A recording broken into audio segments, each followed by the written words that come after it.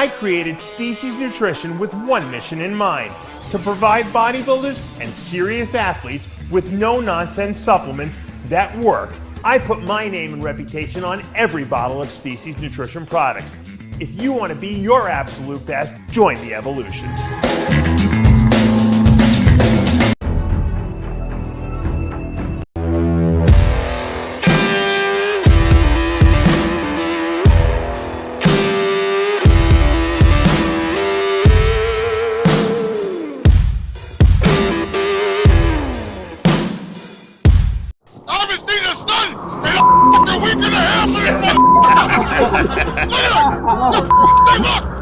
It just came out! Look at that!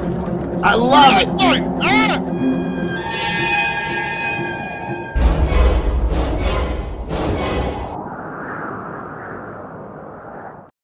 And I made it back from the Arnold Classic 2024, back in the studio with the entire Whack Pack. What's up, guys? What's up? Welcome home. It was a good weekend for me. I got to go to the Arnold Classic for the first time, and I think it was 4 years, and it did not disappoint. It was great. It was a lot of fun. Jay Cutler got a Lifetime Achievement Award. Yeah, Gave a really nice speech, and I got to hang out with all my bros. It's funny. I was telling Chris, I was walking back like Saturday night. I had gone out to this like little like place to get a drink and get a hamburger, and I was walking back to the Hilton Hotel where I was staying, and literally, I look in this like bar. It's like a little. It was still open. It was like probably like almost like 1:30 in the morning, and I see who do I see? Lebroni. No, Chris Cormier, of course. And that was going to be my next choice. I go in and Chris is like, feeling no pain. He's very happy. Right. And he's with, and I see Victor is there too. And it was like the old days. Like, but it was like there was no after party. There's no after parties anymore. But so like everyone has to kind of fend for themselves type of thing, And I wish someone would organize an after party, again. That's what I was saying the other week. Maybe we should do it next year. Maybe we should talk to Jason to hear if he's still there, and we should try to do a RX Muscle after party or something. Absolutely. That's what I was saying a couple weeks ago. They stopped. I don't think they do those anymore. It was a tradition. I mean, I don't want to do any work. If I could find someone like Jason who would do all the work, and we would just promote it. You know what I mean? Because people want a place to go to afterwards. After the show's over. Always. And I got to tell you, initially I was upset that Arnold had removed some of the divisions, but I like the idea that they have 3 divisions on Friday, 3 divisions on Saturday, essentially. And it makes the show so much more palatable. Like, you actually want to watch the bodybuilders do more comparisons and do their routines, because it's not like you're saying to yourself, oh no, I got to wait for 10 more classes to go, before they get. It was a pleasure. It was over. The show was over about 9:30, 10 o'clock. And we did our wrap up right in the auditorium there. You know what? By the way, aside from Muscle Insider from Canada, we were the only media agency there. Really? Yep. RX Muscle had exclusivity almost. Exclusivity. So, well, a lot of places were covering it online from the. Well, that's where everyone's doing it. No one's there. The live feed was fucking horrible. The lighting was so bad. Oh shit! You couldn't see anything, nothing. It was terrible. Yeah, we had trouble in the live, determining what was, what was what. Because I know you had Hottie blown out, and then on the live, we were like we had Hottie still, but we thought it was kind of close, so we just couldn't see that well. Nope. Yeah, you guys did a great job. You, Amin, John, and King Kamali. Yeah, but. Kamali. Yeah, you had to be there. I had a very good seat. They had us in the press row, and I was sitting right there. I mean, Hottie looked like. Remember, John, when you would go see Dorian in person versus looking at the pictures in the magazine? It wasn't the same thing. Not even close. It was like that with Hottie. Like he's so hard that you can't capture it on film. Like you have it's next level. Yeah, it's next level artist. And I don't give out compliments very easy, And I was rooting for Samson, as the underdog to win the show. So it was, I had to be honest, Hottie just blew him away. It was just I thought that was a big detriment to all of us who were trying to do any kind of coverage on it, because we literally couldn't see. And any of the black guys, forget it. If you were black, we had no idea what you looked like. Because Samson, I heard, looked much better on video than he did, in person. See, that's the thing. And we're thinking he's looking better on stage than he does in the video because we have no light and we can't see. Right. We couldn't see his glutes at all, really. Like nothing. The tie-in. His whole midsection was just blacked out. It was terrible. Yeah. Hakeem also. I'm just like, don't these guys understand who are putting on these productions that the majority of the people watching it are watching it online and they need a good picture? I mean, nobody checked that. I can't believe that nobody checked that when they, did a test or anything. Any moron would have seen that everybody they're blacked out. You can't see them. It's almost like silhouette. How was the lighting in real life, Dave? It was okay. It was okay. Like in person, it was okay. I don't know why it didn't translate onto the screen. At the expo, it was a little different because the expo, one of the stages, one of the sides of the stages was lighter than the other. But I think at the real auditorium, it was good. Now, I want to show you something because John, mentioning lighting, John Turilli posted something on his Facebook from the 1986 World Bodybuilding Championship. So this is analog video. I'm going to put it up here. I'll just show it to you for a second. Hold on. Let me see. Hold on. Of course, it's going to open a different screen. 1 second. Hold on. And you'll see, and you tell me why this looks so much better in 1986. Oh, I know. I know exactly why. Black background, no lights from the back. Exactly. And that was what I was going to say, Dave. I don't like the lights from the back coming forward. It seems to create a shadowing effect. Yeah. I like that. That's just basic photography and Look how videography. good that looks. Yeah, Dude, the light is shining on him. Today's guys. I like that better. It's The light is shining from down up. That's why he has perfect. The light is on every part, and then probably from up down. So and up down. No, up down. It's up down, and I think from down up too. Here's the thing, Dave. Why can't they do prejudging against a black background like it should be done? I know. And then you can do the night show. You can do all kinds of puffy shit that you want at the night show. But for prejudging, for the love of God, put them in a position where we can see them. Yeah, I agree. I don't understand why they're not doing it. But I will tell you this, I thought that they did a really good job on the show itself. The way it was laid out, the auditorium, I really liked what they did. But it seems like they're still having trouble with the light because you know what the problem is, John? They can't figure out TV versus in person. And so they what they do is they go halfway to each, and they wind up killing the lighting for the audience and for the people at home. In other words, you got to go for. I think you have to film it. I think if you put the black background, like you said, it's going to be good for both because black doesn't reflect anything. At least for prejudging. For prejudging. The cameras are facing the stage, and the stage has lights coming towards the cameras.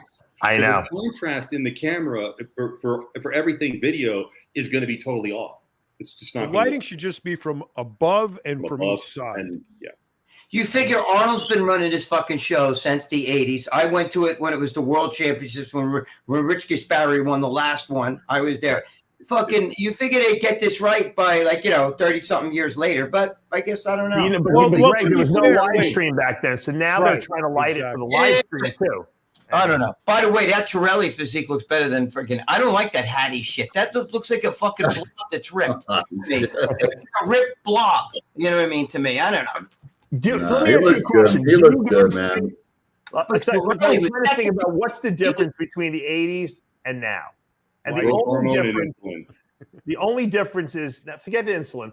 The only difference really is growth hormone. Okay. That's what I said. Growth and insulin. Well, I didn't know what you said. Okay, so growth hormone is the difference. Do you think growth hormone changes the look of the physique? Obviously, the guys are bigger because of GH, but is it making the muscles not as separated? Do you think?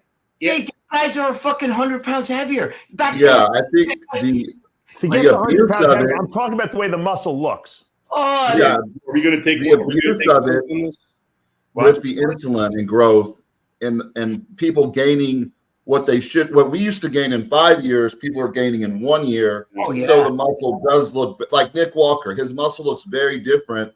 He doesn't have, he looks great. He's conditioned, but he doesn't have that separation in the shoulders, chest, that muscle maturity. What you're saying muscle maturity, right? Yeah, right. So they should. If they muscle maturity, though, it's not that. You guys are missing it.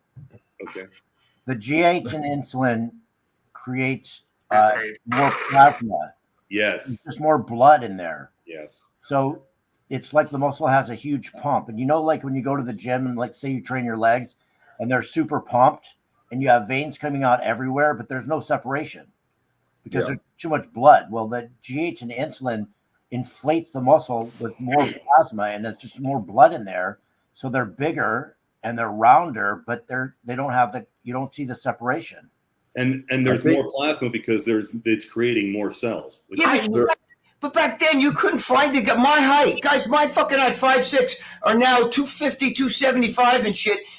Back then you couldn't get guys even if you were over 200 and something pounds, now you were a big guy. I mean, Lee Haney, what was Lee Haney? 240? You know what I'm saying? They're overcarbing too. They're overcarbing and they're using a lot of insulin to carb up. So there's a very fine line between full and that little line over where it blurs the definition. Everybody now wants to be, I'm flat, I'm flat, I'm flat. We would come in a little flat to show our definition more and sacrifice a little fullness. And on stage, that translates to a better look. But they're backstage, I'm not full enough. Oh, I need some more carbs. I need some more, carb blend or whatever, the carb powder they keep throwing down, simple sugars. And then they're too full and it's not a good look. So if they came in 5%, like a little flatter, it would look better on stage. So, but Dexter Jackson said it in an interview a few years ago. He said he preferred his look when he was competing, like back in the 90s. But he said that look wouldn't compete today because he wouldn't be big enough. He had to do the same thing. He had to get bigger.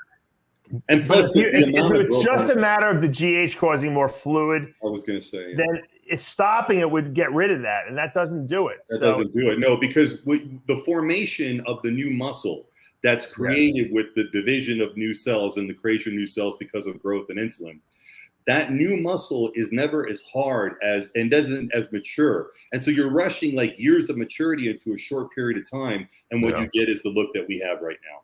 Also, the amount and a lot of the guys aren't cutting the growth out. Like, a lot of used to cut the growth. You already created the muscle. I don't think it works though when you cut it out though, Armin. I don't think it changes anything. No, Dave. When we were taking growth back in the day, 4 to 8 IUs, you cut it out 2 weeks before the show, you lose the water. Okay, but these guys, they're taking 16, 20 IU, who knows how many IUs of growth hormone a day, and the muscles morphing. It's not even this. You can't compare this tissue of this growth hormone muscle to the tissue of just steroids alone or just body muscle alone without any enhancement. It's also 20 to 30 IUs. It's also 20 30 IUs of growth hormone is normal. The amount Hottie has a lot. Hottie has a lot of separation. I'll bet you Hottie gets off of everything for the. Who knows? You don't know that. I'm just saying. Back in the day, the protocol always was get off of everything 2 weeks to a month out, and you get off your test, get off growth, get off everything that's water retentive. Get off. That does sacrifice a lot of size, though. So today, except when you're shredded and hard and grainy, the illusion is that you're bigger. Right. So that it just look at the guys from the 90s. That's all you got to do. That they were the ones who were doing it. All of those guys. A lot of people didn't go off though. And Flex Wheeler was one of the ones I had the conversation with. He said we were all off about a month out.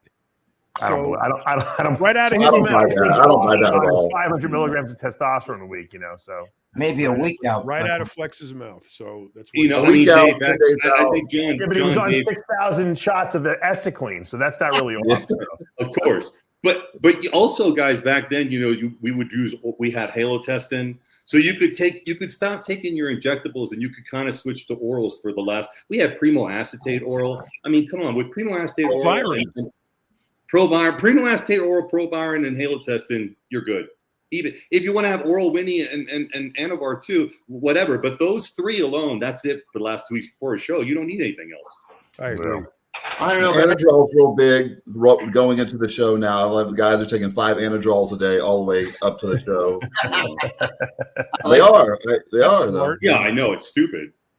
I think John Torelli that post that you just did, you see that physique, and I say, Great physique. I can bring more people to the sport. Then you know how many people look at like Hattie, like that, and they go, No, Greg, that's what Classic is for, Greg. Well, what Torelli said in That's the why post Chris was- Bumstead brings a bigger crowd than anyone. Yeah, Torelli said that in that post. He said that there was that look from the '80s, and then there's the Open today, and then there's Classic. He says it's not even Classic. There's like a third category of what the '80s look like. He goes, it doesn't even fit into Classic or Open.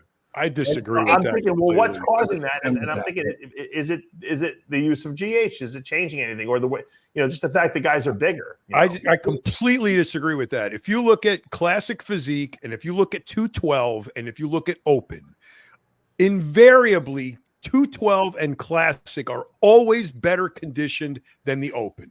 Conditioning, yeah, but still, we're talking about the look of the Condition. muscle. So Because the weight condition- limit. That's what ultimately ends up in condition is how much water you're holding. Yeah, but it's not just condition; it's distortion of the physique. Who has small legs today? Nobody. They all have those ridiculous gigundo legs. Paul DeMeo, Tom Platz would be like, "Holy shit, they're fucking giant." Every one of them. They all have Hattie type be. legs. They all have, but they're fucking 300. Greg, fucking that's pounds. why we have Classic physique. If you like That's what I the look said. of the 90s and the 80s, then you go watch Classic. I get it, but Simple. it- Everybody's arguing about this. I don't understand this argument. Oh, these guys look better in the 80s. They're better in the 90s. And these guys are getting out of hand today. Go watch Classic. It's the same fucking Right. thing. I like seeing the freaks. I want to see the freaks. Exactly. I want Classic to is see boring to me. unlimited freakazoid bodybuilding. That's what I want to Classic see. looks great, but it's still boring to me. Right. It is. Let them get. Because you like to see big, freaky guys. That's We're why. diehard bodybuilding fans, so with all of us like Open men's bodybuilding more. What did you guys think about Wesley Vissers winning the Classic and beating out Ramon Dino? I think he deserved it, and I think he had probably the most separated quads we've seen in this category. More than Ramon, I think more than Chris. I think his quad separation and the dryness he has right here in this picture is outstanding. And I think if he brings this kind of look to the Olympia, I think it could be a different story. He has it. And did you guys He's not watch? beating C-Bum. Did you watch Arnold interview him after he won? No. Yeah. Yeah. Arnold said to him, he said, just for people who didn't see it, he said, "Oh, you know who you look like? You remind me of a bodybuilder from the back of my era." So, of course, everyone's thinking he's going to say Arnold because he hits the same poses as Arnold. He does all the same shots as Arnold, twisting shots. And he goes, "The big Lou Ferrigno. You remind me of Lou Ferrigno." His lats are high. C-Bum, it looks way. I'm sorry. It's nothing like Ferrigno. He doesn't. I like Dino better. I like Dino's was like giving a little better. dig on him. I like Bumstead's better. I think any I'm one of asking them- you about what you thought about what Arnold said. That was to a him. dig. It was a dig It was a against dig. That's what I Louis. thought. Yeah. Yeah, but he's got high. He had Why do the- you think he said that? You think because know, Arnold likes because- Ramon? Because Arnold's mission in life is to fuck with Louis. That's why. He Arnold started liked Dino 40 better. years Arnold ago, liked Dino and better. he's not done. Arnold is going to fuck with Louis until the last Was day. that on a Earth. fuck with Louis or was that a fuck with Wesley? It was No, a I fuck think with listen, Louis. no. He played it off really well. Wesley said, "Oh, I can understand. You're both tall guys. Lou was 6'5", like me. But because I think everyone in the audience and everyone watching was like, what is Arnold talking about, Louis? He was digging on Louis, tall, skinny guy. That guy. But I don't think he wants to compare his physique to his. His physique. He makes the same poses as Arnold I does. know that, but Arnold doesn't. looks wanna like the guy. give everyone He was credit. digging on Louis. He does it Don't all the about time. Lou Ferrigno. He's my best friend. We love. You're the only one who doesn't like Lou Ferrigno. We all love Louis. Like, love he Louis. like me. And he pulled some bullshit, so fuck him. And Horsey Rogan. I was friends with his I love Louis. brother Andy.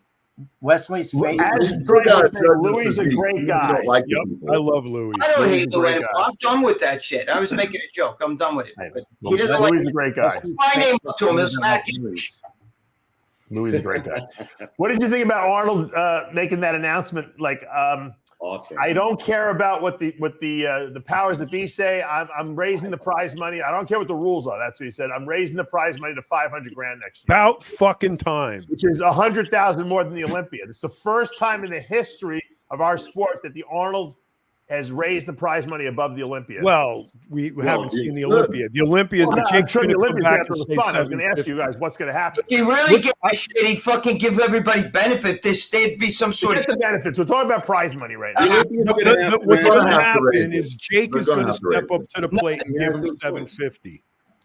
You think so? so? At least 600, John. Maybe 600. It'll be 750. It'll cap it forever. That's good. No, but I think Arnold will go over it next year again. They should get it up to a fucking million. So maybe I was going to say that in the next 5 years, I think we'll have it in $1 million. One at a time. One at a time. Arnold has a legacy. Why not? What is he need all this money for? You know what I mean? Like he can put some money, his own money too. Like he's not putting his own money. Believe me, that fucking show brings so much money with Expo and all that. Exactly. You got hundreds of thousands of people coming there. Yeah. Then there's shuttle.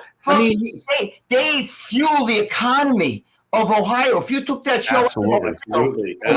Columbus would fall in serious trouble. They have two events. They have this. They have the football game, and they have Arnold. That's it. They built the whole fucking Columbus that show. How many hotels and shit did they build from when we used to go there in the 80s to now? It's unbelievable. About 15 years ago, I interviewed Jim Lorimer, and he told me that the last year, which was 16 years ago, the Arnold brought $53 million to the coffers of I believe Columbus.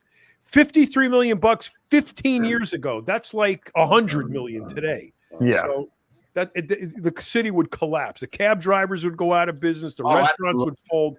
Everybody waits for the Ohio State. I'll tell you. And they built all those hotels. I stayed in the Hilton, the new one they have there. It's the newest one. And it is absolutely, the rooms are spectacular. It's beautiful. The restaurant, it's a little expensive, but the restaurants the food is tremendous there. I actually even, I saw Dr. George Farah. Did you know he's a doctor now, John? Yeah. Yeah. He claims he's a PhD now. I don't know if he's telling the truth. His father passed away yesterday. His father did? Yeah. Oh, I didn't know. I just saw him 2 days ago. His father passed away yesterday. It's terrible. He's a good man. I love that guy. Everyone's a good man except Lou Ferrigno to you. No, I don't think Lou's a bad guy. It's just, I'm done with that shit. It's that's Sunday's news on Monday. How do you know George Farah? I know George really well for years. Ask George. I break his balls all the time. He always tells me these 5 things that make you healthy. Anyway, so George and his wife opened like some kind of wellness clinic, so he's going to come on the show and talk. His wife's a doctor. I've known his wife for 25 years. Yeah, she's a doctor. She's a real doctor, an MD, medical doctor. Yeah. So George got beat cancer. What? He beat cancer. He had a very bad case of cancer. Dude, he was shot in the belly. He was shot in a fucking, I think we don't know what that, but he said he had stage 4 cancer that he beat, which is pretty impressive, Yeah, he was really sick. I mean, he had to let go all his clients, and he looks healthy right now. He looks really good. Yeah, he didn't look very big, but he looked very healthy. He looked like he was just. No, he looked good. Yeah, he looked good when I saw him. He was good. And I could tell you were like that guy from fucking that Chinese dude from like fucking Revenge of the Nerds. Oh, when he saw all the chicks, he was like, you walked into fucking that expo and you were like fucking, you were like Dorian Yates when I saw him in fucking, he was like, when I saw Dorian Yates the first time in Sound Factory, it was like this. And all the fucking shit was dropping from the ceiling, and it song Shiny Disco Balls, and he had his arms. And he was like, you were like in heaven, Dave. I picture you fucking, like you masturbated that night just to the expo. You were like, oh my God, fucking. They've had a good time. They needed him there. It's been boring. Nobody's been covering it. It's been boring. I'm just saying, if I was to go, you know what? There was, like I said, we were really the only media organization left. John, we're like the last refuge of like media organizations that go to shows. Everyone else sits at home and does, their own commentary, which is fine. Look, I did it for a couple of years. There's nothing wrong with that. It's just when you're there in person, there's a certain energy about the show. Yeah. And people, it's just intangible. And you know what? It's great to see all the people that, you know, we break balls with, and, you know, we've known for a year. It's the same people every year. You know, there's new people, obviously, but the old people are still there, which is great. But wait, do you remember when I worked for MD, when we got that packet and we get the prejudging tickets and the night show tickets, I used to give them away. Blackburn was like, well, give them back to me because I got other people. Because I didn't give a shit about going to the show. It's the expo. You know, I love meeting all the people. Like Jim and Bill and I were on the phone, and he was even saying the same thing. Bro, I just hang out at the expo. Me, you leave. I saw Lee for 10 minutes the whole time I was there. 10 fucking minutes. He said you were hitting the growth hormone. Wait, Greg, you used to give those tickets away? I used to give them away. I used to scalp them outside. I sold them. Mad at me. I saw Lee for 10 freaking minutes. Why only 10? Because Lee, you don't know, when Lee goes to these things, he goes to the expo, he worked the whole day. And then he goes back to his room. He orders like the sloppiest room service he could possibly eat. He eats until he can't move, and then he passes out at 8:30 at night. And he wakes up at 4:30 in the morning, and he goes to the gym, and he's in his like routine. You can't break that routine on him. He can't function otherwise, you know. I love Lee. He's funny. I said, Lee, come out to dinner with. No, I got to wake up tomorrow and work out. You got to answer the rumor because he started saying that you were hitting the growth and shit. He goes, look at you. Nice. No growth hormone for me, believe me. Man, I'm a cancer survivor like you. Oh, what was the big controversy? He's funny though. He's funny. What controversy? I think some kind of post. I was on the Muscle and Fitness podcast this morning, and somebody asked a question about some kind of controversy you were talking about. I gave Lee a $20 bill. I said, if you accept this $20 bill, then you will be entitled to no further tips. This is a buyout for you. And what was his reply? He took the 20. He took the 20. He accepted it. And Ian Valier was there. And Ian Valier is my witness. I said, Ian, you're the witness. He took the $20. He's not entitled to any tips anymore. No, but wait a minute. When you said that to him, watch the video. Yes. He said, "Oh, wait a minute. You know, that's it." He goes, "Here, take it back and give it to Valentino." He didn't give it, but then he said to me afterwards, "I'm keeping it." I said, "Okay, you know the deal." He's funny. So now Greg made out. Yeah. Now Greg's entitled to Lee's 3%. Lee's tips. Yeah, exactly. On the tips. I'm going to call the bull later. I just want some protein powder, Dave. Oh, and by the way, John, you were right. Jimmy the Bull did not show up as of expected. Course he did. I mean, there was no possible way he was showing up. Yeah. Actually, by the way, for the guy who posted Ian Valley, can't stand me. We took a picture together. And we shook hands. So he obviously he can stand me somewhat. So is he going to compete next year, or is he retired? He retired. Yeah, I remember. Wow. Why wouldn't he like you? Who knows? People don't understand that when you argue online with people about bodybuilding, it's not serious, okay? Because some people take it serious. Some people there's a lot of sense. If I said something about his family, or he said something about my family, that's personal. Right. So yeah, I mean, Bob Ciccarello and I shake hands, and Sean Ray and I shake hands. We're not, because we know the bodybuilding arguments are bullshit. You know, that's not.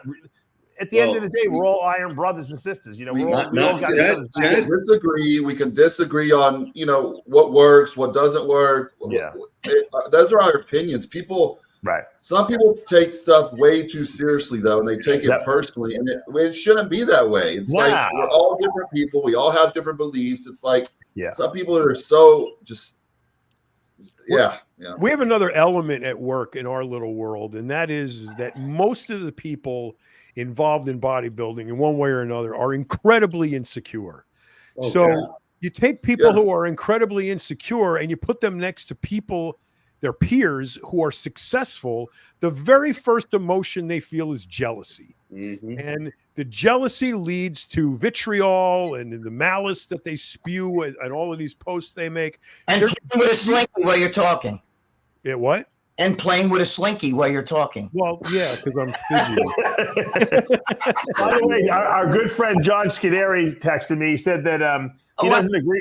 He doesn't agree, John, with your analysis of what Arnold was doing to Wesley. He says it was a shot at Wesley, not at Louis. How could it be a shot at Wesley? He said because everyone compares Wesley to him. Arnold, you know, it's how he looks. They look like alike. They do the same pose, the same physique. Yeah. He was trying to John feels. I happen to agree with him. I think he was trying to say like maybe that, he didn't agree with that. I don't know. I agree, Dave. I agree. No, Dave. I agree because Arnold's so arrogant. What he's trying to tell everyone is no. You never look as good as me. You look as good. I will say maybe as good as Louis, but not like me.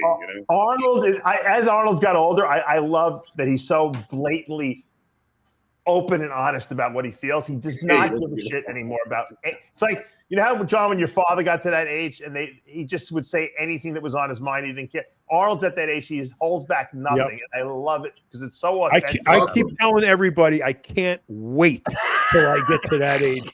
I am going to be the most belligerent motherfucker you have ever seen in your entire life. I'm going to fuck with everybody. I'm going to have, people have no filter. I'm going to have less than no filter. Dude, you know what I love? I don't like Arnold's politics. I think that sucks. But when he was in that Netflix thing and he said, I sit and I look in the mirror and I'm thinking like I'm Arnold Schwarzenegger. I'm the guy that everybody puts up here and says that's the greatest body and all this shit. And I'm looking in the mirror and I see fucking tits. And he goes, where the fuck did I get tits from? What? Where's all my muscle? What the hell happened to that guy?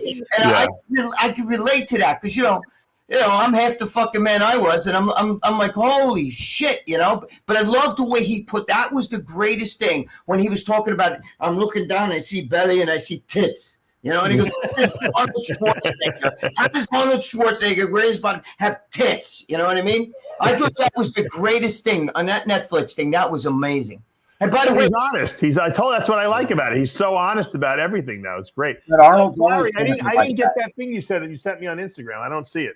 Who, me? Larry sent me something on Instagram. No, I just didn't get it on Instagram. By the way, Dave, I did the Hulk Hogan thing was on TV. Did you message it to me? Yes. I think you did. No, it's not there. Not there. I don't think you sent it to the right. You guys see I guess John Bravo made a video about Greg Doucette, which I didn't think there was anything wrong with what he said, but all these bikini girls are attacking him. Yeah, I actually saw Greg Doucette. We got along. We got a nice little interview too. I just said bikini girls are attacking him. Is he that good looking? Why did they? No. Basically, he said. So he's a judge, right? So I heard they fired him. You have to be careful what you say. I understand that. He was basically saying what we said on the live feed. Bikini, when they're turned around and we're looking at them from behind, guys are thinking like pretty much one thing, right? And you're going to pick who you're kind of attracted to the most when it comes close to like they all kind of look the same, right? Right. So he was just saying, they all got I think he was a little high in the video because he was like this and he was like, I have beautiful lips. And like the girls talking about the overuse of fillers and the duck lips and kind of like sexualizing it, but it is sexual. I mean, bikini is sexual. You are looking. People don't look at bodybuilders. Well, some gay guys do, and want to just like rip their thong off and just go at it with them, right? But bikini girls is a sexualized division. When it first started, it was strippers and girls from Hooters. Amen. There's nothing wrong with the division, but you got to understand when you're doing bikini. And then when I was judging bikini, I had girls solicit me all the time to think they were going to get better placings and stuff. So he basically just said that kind of stuff. But when you're a judge, you got to be careful what you say. That's why I stopped judging, because I couldn't sit through bikini and men's physique and judge that anymore. It just gave me the worst. I already get headaches and I would get insane migraines. But there's this Reddit that all these girls are attacking him now, just saying, like they're so angry. But Bravo did a video about it, just kind of explaining the whole. He didn't take either side. He was really doesn't like him. Isn't wellness worse? Same level, I think. Dude, I think it's more extreme with the plastic surgery stuff and the glute injections and all that. I heard that someone sent me something about Doucette losing his judging, abilities in Canada because of something. Dave, I talked to the top. It could be because of that. Maybe. I talked to the top one of the top judges. I'm not going to say his name. He's very close with Steve Weinberg. But I'm going to tell you right now, you know what he told me about the bikini girls? He said when they all come out, they all look the same. He cut their heads off. He goes, I pick which five I would fuck first. And that's how I decide. They all say that, but you're not supposed to say that on video. But I'll tell you he told me personally when I was with, but here's the thing though. And I said, this is what Armin was talking about. when they come out on stage, first of all, the sheer numbers of them require a very quick pass through the stage, right? So they're moving really quick. They move these girls quickly in and out of the stage, up and down, back and forth, out, next group, you know, and that's how they have to run it because of the sheer number of girls out there. So what happens is, like I said on the show coverage, I said the brunette with the blue suit. That was 7/8 of the girls on stage was blue bikini with the brown hair, black hair. They all look the same. So compound that by the fact that you're a judge, you're sitting there and they're parading these girls back and forth like a freaking cattle call, you know, on stage for 15 seconds at a time, up the stage, turn around, down the stage, off the stage. How in the world are you looking at that physique and judging it? I'll tell you how they do it. Well, I'll tell you how I would do it. And I think that a lot of the judges do this. You see the girls come out. The first thing you look for is the girls with the smallest waists and the best butts, okay? And then you assess whether they're in shape or not. So I think what they do is they're coming out and they have a little tally sheet. So they're writing down the girls who have the smallest, you know, the nicest hourglass, small waist, good butt, in the best shape. And they knock down 40 girls now down to about 10. Okay. So now they got these 10 girls and they're like, all right, well, this one doesn't have enough muscle, or maybe this one's a little bottom heavy, this one's a little top. And then they get it down to about 6 to 8 girls. And that's the first call out. Once they get those 6 to 8 girls out there, now they can actually evaluate, because you can't evaluate 40 girls at the same time. So they knock it down to the 8. Those 6 girls they have out there, they can then place them 1 through 6. And that's a lot easier. I think that the girls that are after the top 6 don't necessarily get placed as accurately because there's not enough time. But I think the top 6, they do spend a lot of time on. And that's why it's important in bikini that you have a good shape and good presentation, because if you don't, you could get overlooked. That's what I was saying, Dave. When I judged, that's how I judged bikini girls. You had to pick which ones you like, come out first, you narrow it down, and then places 6 through whatever 40. You just scribble it in. There's no way to judge. Guaranteed that most of the girls in that top 6 are going to be the girls with the tiniest waist that have good butts and have pretty good conditioning, you know. And Dave, I just text you the top 6 girls we want to fuck first. How big of a role do you think the hair and all the other stuff made? Because they all have hair. That's how it's between top 6. That's who told me I picked the first 5. I know, but yes and no. The truth is, that's how they judge it. Because if you look at the results, if you look at the results, it fits perfectly. The girls with the teeny waists, good butts, in good condition, those are your top girls. Okay. Good hair, and then good hair and makeup definitely helps move them up a few spots when it's close. And let's face it, if you're beautiful, it's going to definitely be a tiebreaker. If you're looking at the beautiful girl versus the girl who's not as beautiful, the beautiful girl wins. Everything else being even, and that's how they judge these things. So speaking of which, in bikini, I thought the second place girl was prettier than the first place girl. But the it was beautiful. The first place girl had Laura Lee had a better physique, though. I think I liked her physique. She was taller, and she'd also won the year before, correct? Yeah. She's So I mean, look, at the end of the day, it comes down to personal preference, what you like. I mean, but at the top, those girls are so close to each other, and that's why from year to year you see one girl win one year, and then the next year the different girl wins because they are so close. Whereas with bodybuilding, it's a lot easier to differentiate, between hottie and say, and Samson, because there's more to look at. You're looking at a lot of muscle, And for them too, they're like as my that's what I use. You're just saying that because you don't sit on a judging panel and judge bikini day after day, weekend after weekend. If you did, you'd have more criteria at your disposal because you would start to see the nuances between the different girls. I'm sure the pro level is different from the state level. Like the state level, I'm sure the way they walk, I'm sure the way they turn, I'm sure the way they do all that stuff. 35 years since Greg has been to a show? It's like, Jeez, no, I was at one a couple years. He's at the show, John. He just doesn't watch the show. That's the difference. Right. Watch these guys fucking. He's holding court outside the Ben's room at the auditorium there. I think handing out toilet paper. Yeah, the reason why he likes this way, if he has to take a shit, he can go in and take a shit and come out and continue. one year I had a shit. I took the fucking Dated Sean Ray poster on the fucking, one of his shows. It was in the stall. I ripped it off and I wiped my ass with it because there was no. You know whose poster that was? I can guarantee you, if you know anything about these shows, you can guess whose poster that was. Please don't tell me it was Dave Lieberman because of course it was Dave Lieberman. He is notorious for going into all the stalls and hanging up his show posters. I love Dave. Dave Lieberman, you're my boy. I love him too. I remember Sean Ray being on the poster though. Yeah, he probably was the guest poser or something like that. Yeah. By the way, did you see Sean and Lee made up with? And I like that because I actually like Sean Ray a lot. Like I said, okay, as Lee would say, no one is really seriously hates each other if it's about bodybuilding bullshit.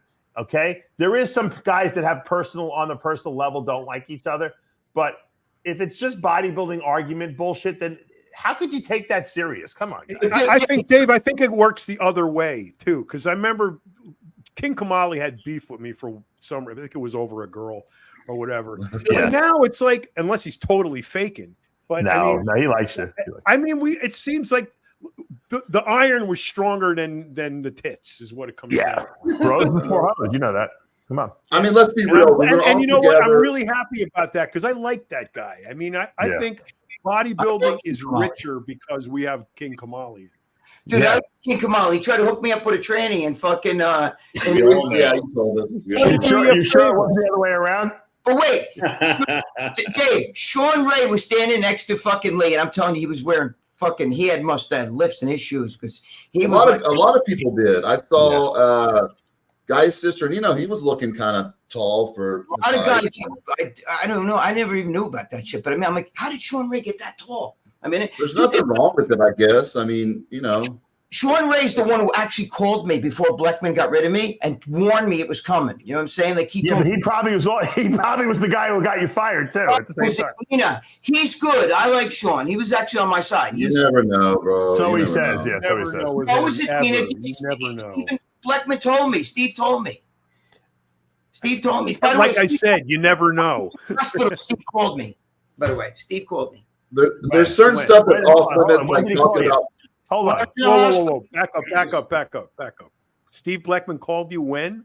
I was in the hospital.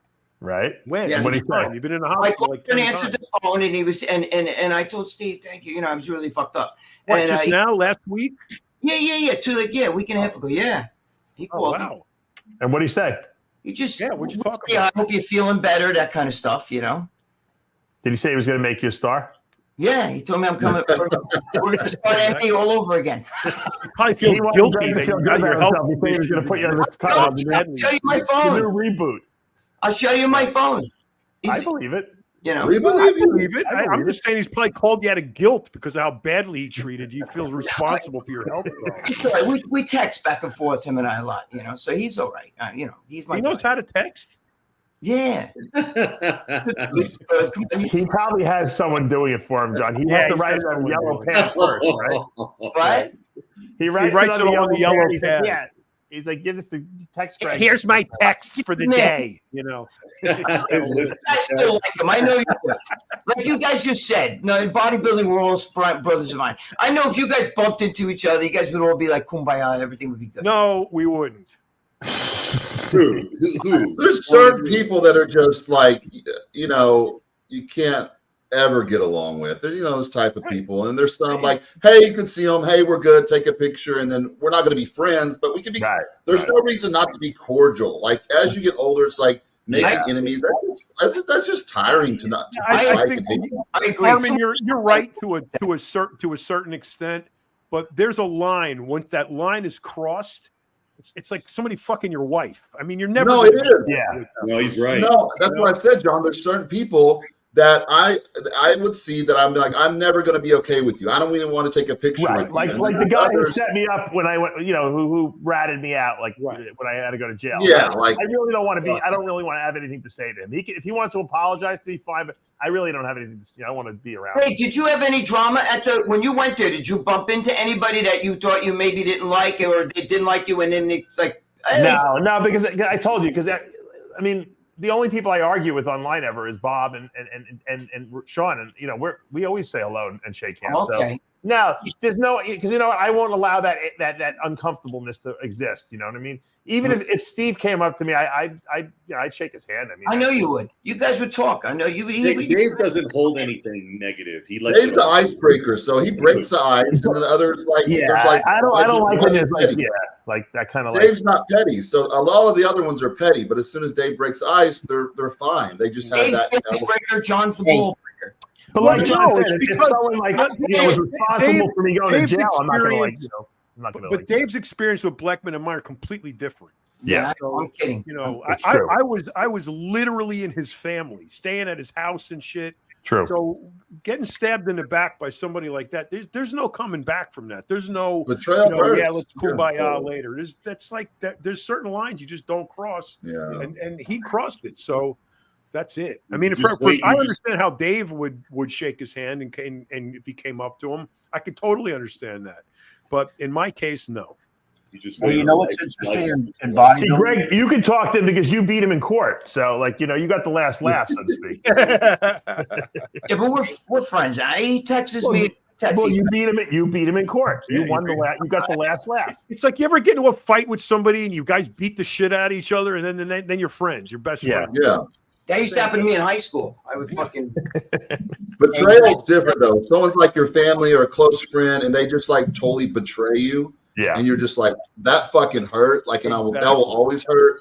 Then yeah. Exactly. Hey, you guys, you know what's interesting in bodybuilding?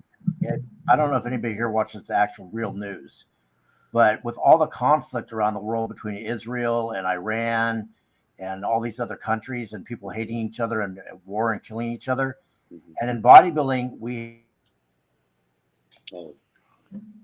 Every time he gets to a good point, I know. He always right when he gets to his point. I know. I hate this. and you know, it's like they're actually getting along, and people even with everything going on are still rooting for Hottie because he's in amazing shape and he looks great. Yeah. And they put the politics aside. And I don't know if that is happening anywhere in the whole world in any other sport or anything. I think you're right, Larry. Yeah, I mean, look at. I know most of y'all probably don't watch soccer, European soccer. Those people will kill each other after a game. Oh, fuck yeah.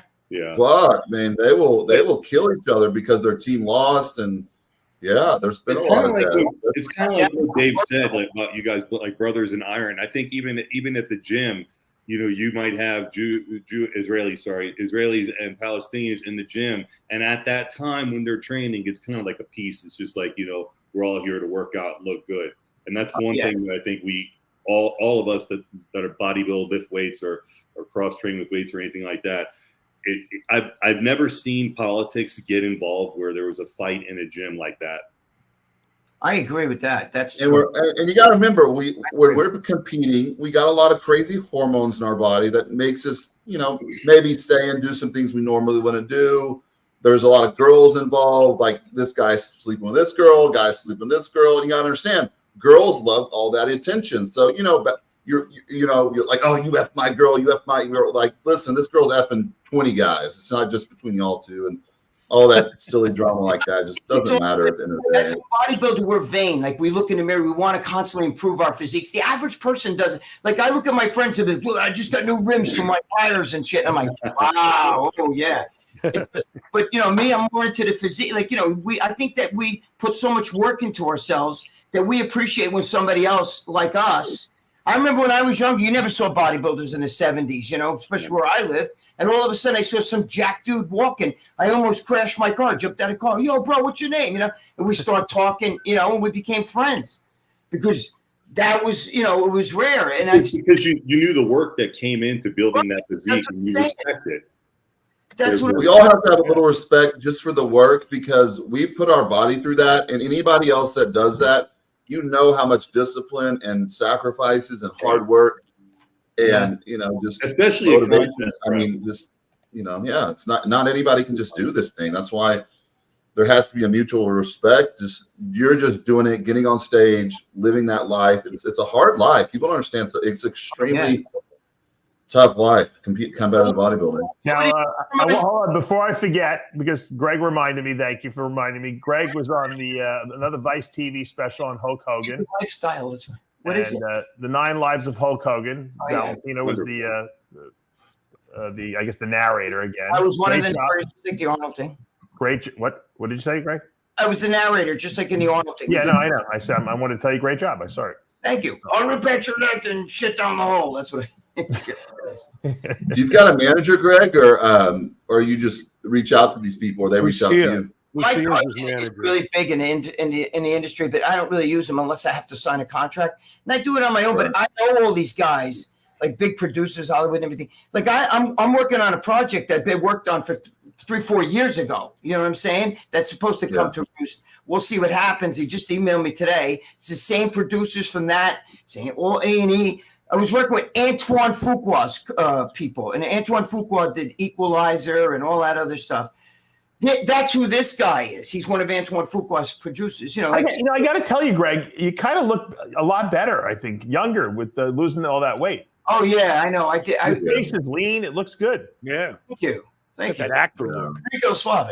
Maybe you could. Maybe you'll have a TV career after all. You know. Yeah. Yeah, it's fucking the Biggest Loser. You should get like a Howard Cosell wig and wear that. That wasn't a wig. That was a rug. I think you look good with it too, man. But you can be one of those guys that like takes off the wig every once in a while, you know, on camera. Yeah, it falls off. It would be like a good little sticky thing you could do. You know, I think Just get the one you glue on, the like semi-permanent one. You can, like Mo Howard, you know, like Mo. Yeah. Oh shit, Howard! Remember Muhammad Ali used to pull Howard Cosell's wig off? Yes, all the time? it was so funny. Remember when Don Ross used to be on the Wally George show? Oh my God! You yeah. remember that? Yeah.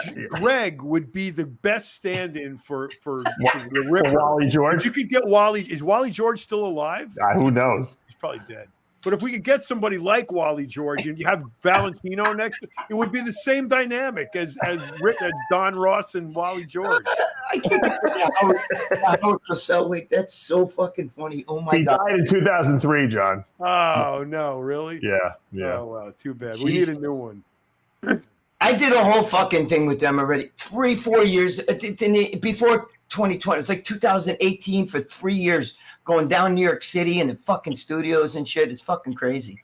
So we'll see what happens. I don't want to say anything because if it doesn't come to roost, but he's saying, I just got an email from him today saying, oh man, it looks like it's going to happen.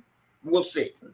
We'll see. But on the last episode, you know, I showed my leg with that, what I thought it was a spider bite. You know, I had a lot of people message me, hey, that looks like MRSA or whatever. So another one popped up on my arm, like it was already kind of there, but it was developing.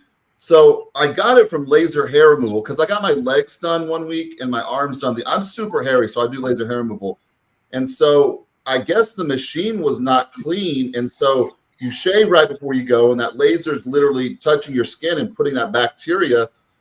So I got folliculitis on my leg and arm. They're supposed to sterilize those things before they use them. Supposed to, but a lot of people don't. You know, they forget. And then, so I had to have the leg. I sent Dave the video. The one I had to have my one of the leg drained. The grossest thing I've ever seen. Yeah. Oh, really? Out of a drain? People got infections from getting tattoos. They slit his leg open, like. I mean, I couldn't believe it. How much they cut open there.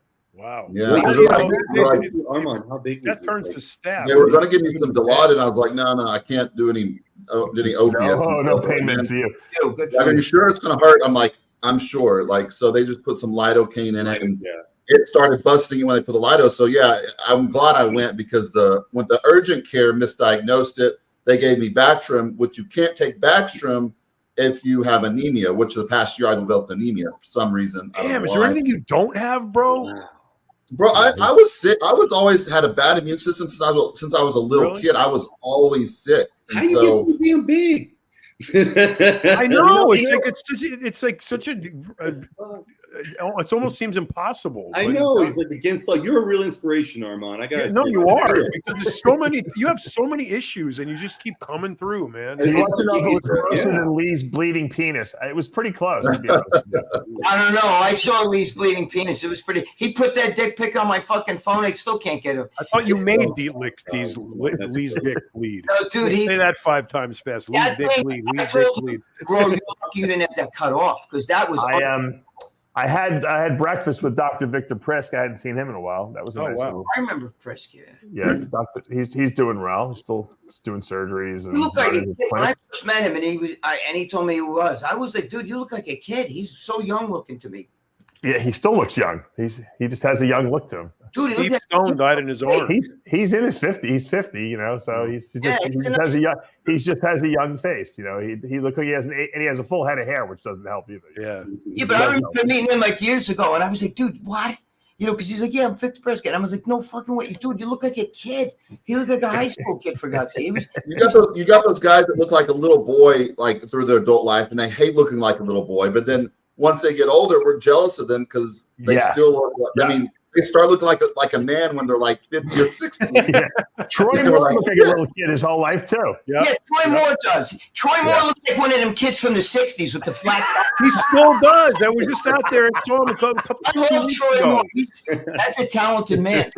I love Troy. He's a great guy, but he does. He looks like Leave It to Be, you know, like one of those kids from the, you know, he's in his 60s. He's like George's age, right? I'm telling you, I was having lunch with him last 2 weeks ago, and I'm like looking at him, how old are you again? And he's if he shaved that little tuft of hair he has on his chin, he would look, right, John? He would look like he's 20 still. Yeah, he has that young, like 1960, you know, the blonde hair, those blue eyes, and that flat up. He looked like, I don't know, he looks like a kid from the 60s. He does. His wife Gina looks young too.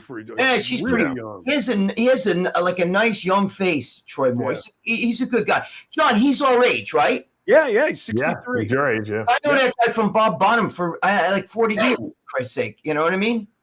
Yeah, no, I sent David a video.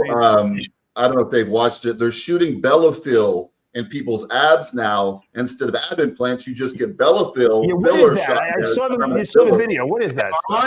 What is that? So people are getting abs now. If they don't have abs or not lean enough, they're just getting Bellafill shot in certain areas, and it looks like you have thick, nice abs. I sent Dave the video. What is that? What's it called? What is Bellafill? It's a filler. It's a permanent filler. Lasts about 8 to 10 years. They use it like for under eyes and the face. Is it silicone or what is it made of? No, it's not silicone. It's just another filler. Is that like PMMA? Similar, yeah. They're all a little different, but Bellafill is like a more permanent one. Wow. Some people get it done in their face, certain areas. What happens if your body rejects it? Yeah, I was going to ask that. It's tolerated pretty well. They've been using it in the face for a while because I asked my plastic surgeon friend, I sent him the video. He's like, yeah, we're doing it on people's abs now. People want abs and they don't have, they don't want to work hard enough or they have trouble. And it gives you nice. I sent Dave the video of nice little, abs. It, looks crazy. I mean, it looks like nice abs. I'll pull the video. I think Nadler was doing a little bit of silicone in guys' abs, but he was so quack. So, yeah. There you go. So you can see the guy has body fat. He's a small guy, but there's body fat there. Obviously, look, they're grabbing it. Oh shit! What are they? I don't know what they're doing though. What are they doing? It's filler they're putting in each spot, Dave, so it lumps up like an ab and it stays there permanently. Into the muscular, Dave. No, it looks like it's subcutaneous. That's just weird. Yeah, it's not into the muscle. No, it's not into the muscle. Wow. You know what? It's not in the muscle. Feels terrible. It's got to be like little lumps under the skin. Right. You know what's going to happen to that? People do the stupidest shit. The body's going to make a capsule around it, and so you're going to have this lump of fiber. Yeah, that's stupid. The sad thing is that this probably cost about. You could have just dieted, did growth, or. Yeah, and he would have looked. He's not that far from it. The guy's got a chest. I mean, that's probably about $5,000 because Bellafill is expensive. So that's about at least $5,000 right there. He just used the magic marker. It looks better. Or like the Mexicans leaning up against the chain link fence. That was really good. Or just shave your hair. Just shave your hair in like little strip. How about just I've seen that before. A tattoo around there? Didn't Piana have a little bit of tattoo that was shading? No, that movie 300. Remember 300? All those guys they airbrushed their abs in. Yeah, they were airbrushed on. Yeah. Speaking of abs, Larry sent me something that supposedly Tony Doherty's gym is banning cameras. Yeah, on tripods. Yeah, that's good. I like that. I don't know. I mean, if you have a gym, I mean, you might lose members if you do that. Well, that's what private studios are for, Dave. Dude, you could lose members. You know what, Greg? I think the people with the tripods and the cameras are outnumber the people who are the hardcore bodybuilders. Okay, Dave, I got an idea, Dave. I understand these days you have to make content for certain sponsors. I understand that. Okay. Most of these people are not doing that. They're filming themselves every single day, every single workout. And listen, I wish I had more footage when I was younger, training in the gym, doing crazy weight. I really do. But I would maybe do it once a month or something. These kids, every single day, they're videotaping their full workout. I know they're trying to copy Sam Sulek because that's what he does. They have their shirts off. They're sweating all over. Let me ask you a question. What do you have a problem with as far as people setting up a little iPhone camera? They're in the way. Getting in the way because you'll be in an area and they're filming the machine that they're on. What are they in the way of? Okay. No, Dave, they're putting it. The gym I train at's like 2,000 square feet. It's small. All right. Yeah. There's one little tiny area in front of the mirror for where the dumbbells are, where the benches are, and there's just not much room. And when you're in that small area where the mirror is, where the dumbbells are, and the benches, and you got a halo light and a tripod set up, and you have completely blocked off that what amounts to about a quarter of the space that's there for everybody else to use. So you're not against the camera, you're against the tripod stand. Is that what you're against? I'm not against them filming themselves. What I'm saying is, all right. I thought, I just wanted to clarify. No, go to the gym in an off hour. So we don't want the tripod on the floor. I got you. Okay. Yeah, like I was trying to get weights the other day and put on my machine, and the new machines will have built-in tripod holders that come from the machine pretty soon. So that's ridiculous. I wouldn't join a gym that has that. Why not? That's a great idea. The way to go, pop your phone into the little holder, and you hit play, and you do your set. You go to Disneyland. I'm in the background. I don't want to go to Disney World, and you get off the ride. They're ready to sell you the picture from the ride. They're snapping of you while you're on the ride. That's ridiculous. That's stupid. No, there's nothing wrong with filming. People want to have memorabilia. Yeah, but I'm there to lift weights. You just gave me a great idea. I'm gonna call you after the show and tell you. Yeah, that's not comparable. So. Maybe hold on. Maybe the gym should do it. If the gym installs, stop talking. Stop talking. That's my idea. Stop talking. The gym can charge you for the footage. Talk after the show. There are certain gyms that are known for influencer gyms, like the one here, the one I had my car stolen from. They have. They stole your car.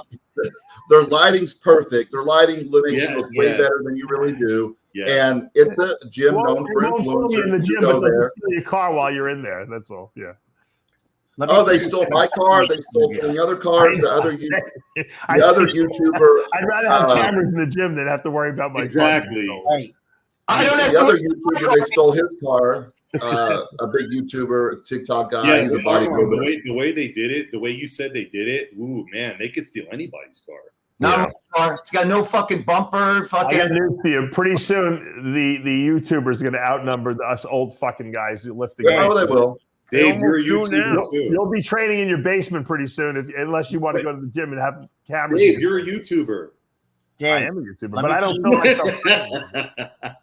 I'm not offended by the cameras in the gym as long as it's not delaying the person getting off the machine. Yeah, but Dave, what is in the background? What if somebody's filming and they're I don't care if I'm on film. It's a public place, Greg. It's a public place. Yeah, it's a public place. Why do you care if you get filmed by accident in the background? You don't even your nose in the background. But Armand's right. It's a public place. You can be. You don't think that the gym has cameras? They got security cameras there. So I'm going to go around and film them. Fuck Dave, that. let me tell you from a gym owner's point of view. So those people filming in the gym, that's your main advertising. Right. That's where you're getting all your members. Yeah, For a true. gym owner to ban that is an idiot.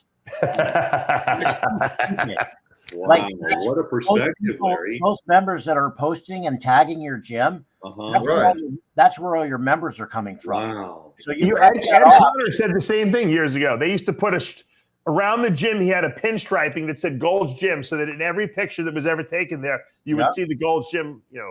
That's smart. Yeah, okay. That's definitely an argument for the cause, but the argument against the cause is that these fuckers are in the way.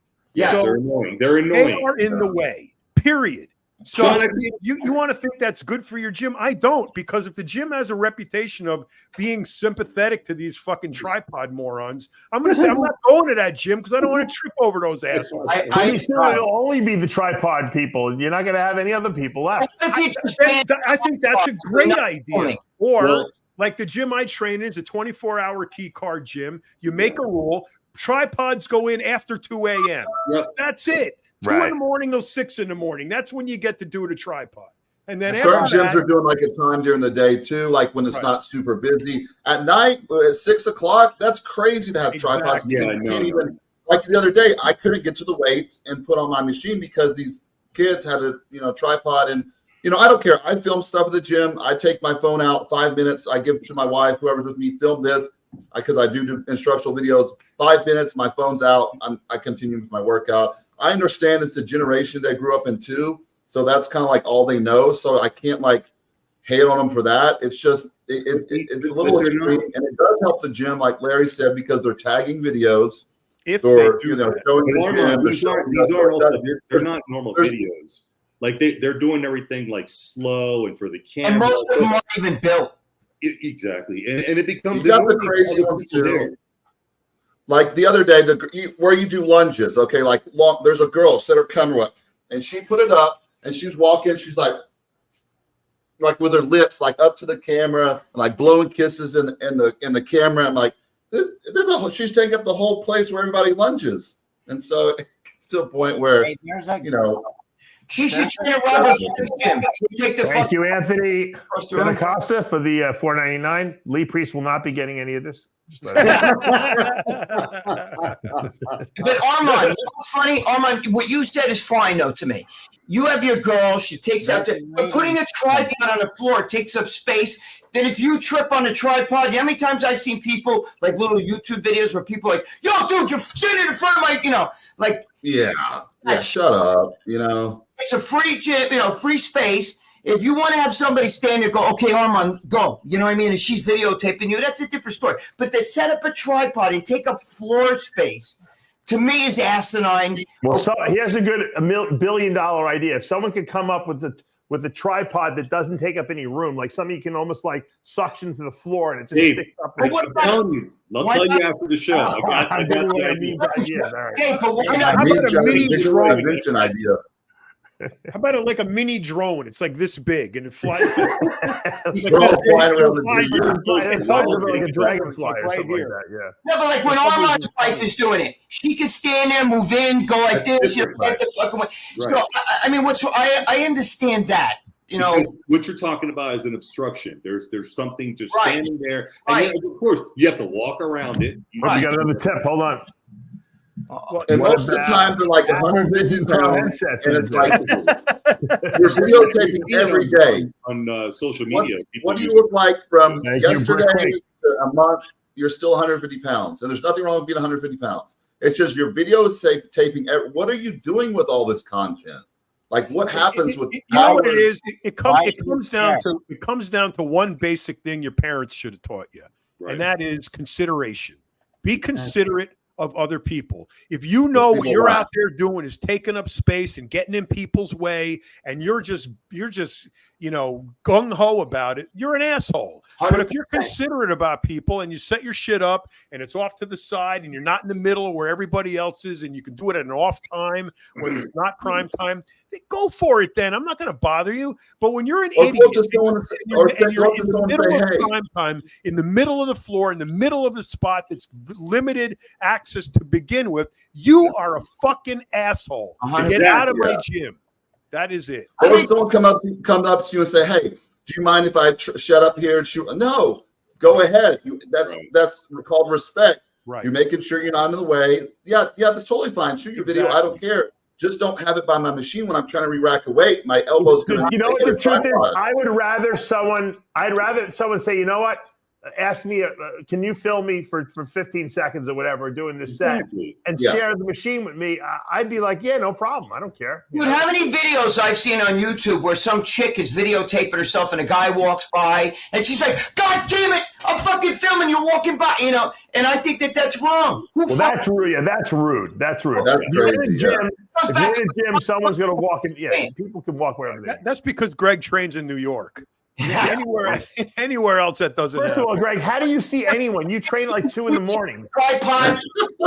You train at 2 in the morning, you said. He's talking about what he sees on when I'm training. But listen, Robert Frank, the Jim Bro character that he does would be, give him a fucking camera. Camera around, smash it up. Yeah. He's great. And then Larry, I know in powerlifting, I want Greg to enact this. One at a time. I want Greg to enact this. Can you imagine Charlie Arms dealing with a tripod guy?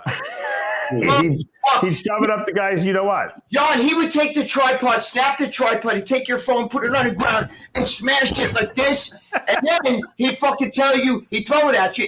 You'd run the fuck away because he don't take no shit, bro. He was a guy got arrested the other day for breaking someone's tripod in half. I forgot about Jim, but I saw it. Because you know what that's called? It's called tripod rage. It's a new diagnosis. It's in the DSM-O, whatever that thing. I would never do anything like that. I would just be like, yo, dude, get away from me with that. But you don't have the right to take up the gym space. Like, I think John Romano hit it on the head. I'll have Sid run a poll. Who thinks that they should outlaw tripods in the gym? Yes or no? We'll put it up in the comments. I think you ought to add a second question to that. Is enforce a off-hours tripod policy. Where if you want to do the tripod, you got to do it like not during prime time. Hey, listen. Well, Larry, since Larry's the only person who has an active gym here, what do you think, Larry, about this? So listen, there's a lady in my gym. She's like I don't know. She looks like a porn star. She's got huge tits and a big ass. She's some sort of influencer. And Bikini girl. And she had set up on a deadlift platform, she came with a camera guy and set up this whole thing, like right on the deadlift platform. And I told her, I said, look, you can film in the gym, but you can't just take the deadlift platform and hog it up for an hour because other people need to use it. And so she understands. And so now she just does her little filming on the side. Right. Fine.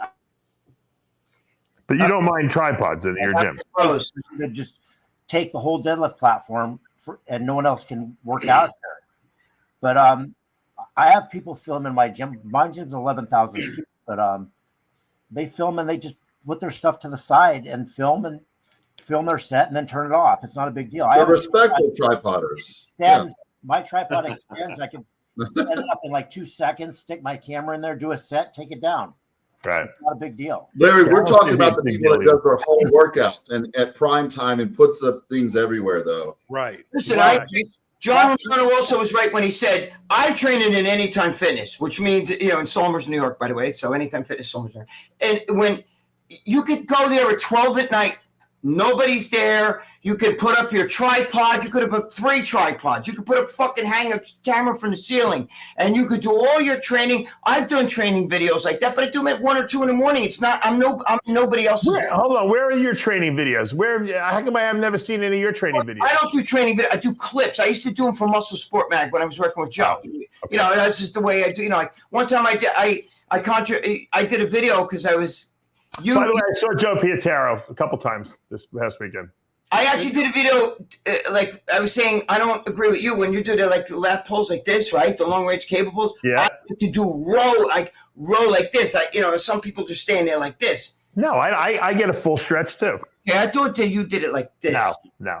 But I like the full stretch. No, I get the full stretch. I'm a big believer in full range of motion. Yeah, So I you did got full stretch.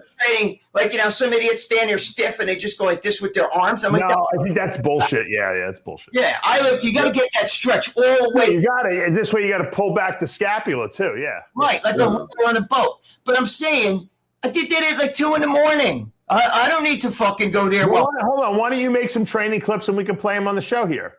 I'll do it if you want. Yeah, I want it because you are a good trainer. Yes, I want. I'll show you some shit. Give us something like do a clip a week for us. We'll put it up. It'll be the Greg Valentino after hours clip of the week, and you could walk us through the whole movement. How about that? And you can have a disclaimer that says no tripods were used to make. That's right. Yeah. Right. We got to wrap up for today. Thank you guys, and thanks for your strong opinions on the Arnold Classic and all the controversy that took place this past weekend. I want to thank Arnold and all the people that ran the show for him. Brian Powers. They rolled out the red carpet for us. They gave us great seats, and I had a really good time. And I'll definitely be back again next year. Arnold's coming up this weekend, so don't forget about that. We're glad to see you back in the shows, Dave. Awesome job. Yeah, it was fun. Awesome. Dave, we need an after-hours classic. We should run an after-hours classic. I think we should try to how about we all try to get out to the Olympia this year or something like that? I'm going. It's the 60th anniversary. It's going to be. I know Joe's going to be there. It's the 60th anniversary. I know Larry will be there probably, right? Yeah, I'll be there. You always go. Maybe we get Amin, Armand, and I'll be there. Greg will be the hardest one to get out there, but you never know. You never know. You could stay with Lee Priest in his room. Cuddle. Lee and I will cuddle. Because Lee needs someone to hold his hand when he's sleeping. You know that, Greg. I laid in bed with him and Jimmy. Like this, the three of us are in bed. Yeah. Yeah, let's try. Guys, thanks for joining us live as always, and thanks for the tips. We'll see you again next week. I love you guys, man. Later, guys.